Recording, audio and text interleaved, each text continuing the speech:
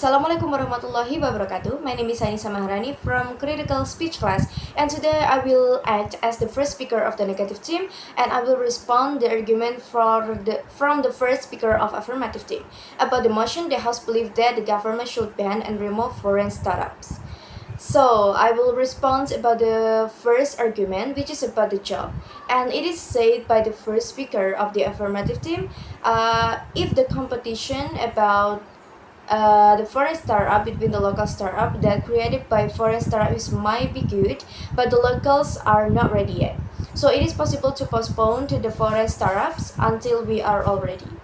So we do not agree with that because in this era, if we are just waiting until we are ready, it will take so long to develop. For imagery, there is a seller who afraid of failure in starting a business, meanwhile the other beginner is ready and brave to take any risk of this business. This surely will gain different results even though the second one may end up in failure as well. So in this case, if the locals are still not ready to compete, meanwhile the foreigners are already mastered or even well level higher than them. So the gap will be more higher. So this is why our team thinks that this kind of mentality has to be erased in our country.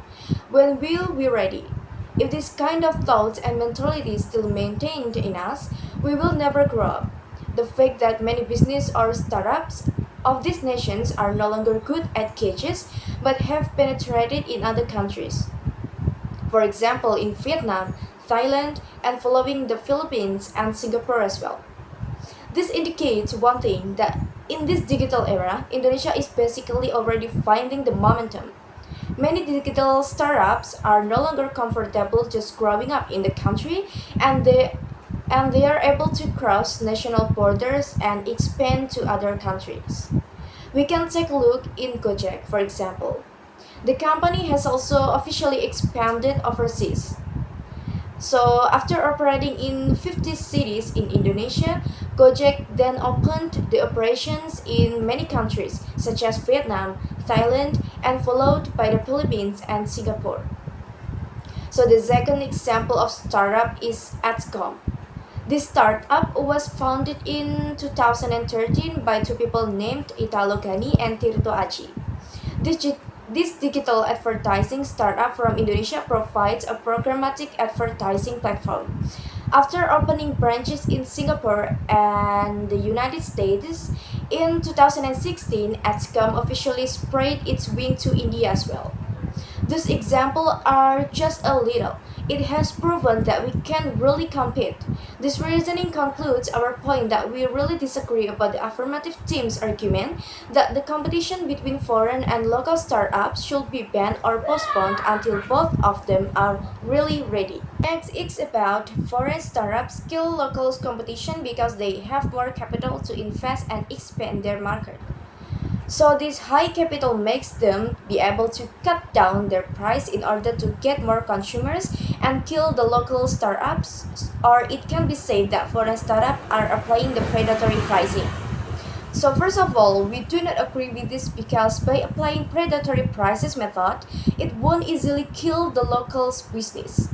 If we could think logically, even though the startups are cut down their prices, the positive income will only last temporary.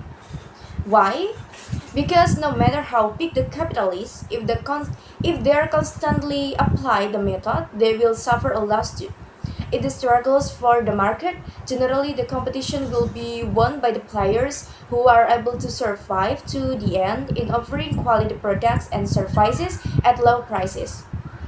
So because this strategy requires a lot of sacrifices where the company must be willing to reduce profits or even bear losses due to high production cost. So this low prices is closely related to the product quality as well. With the application of this method, we cannot guarantee that the quality of products from foreign startup will get better. Because of this low price demand, all possibilities related to declining quality can also occur. If we think that local startups should follow this method, it's not quite right though.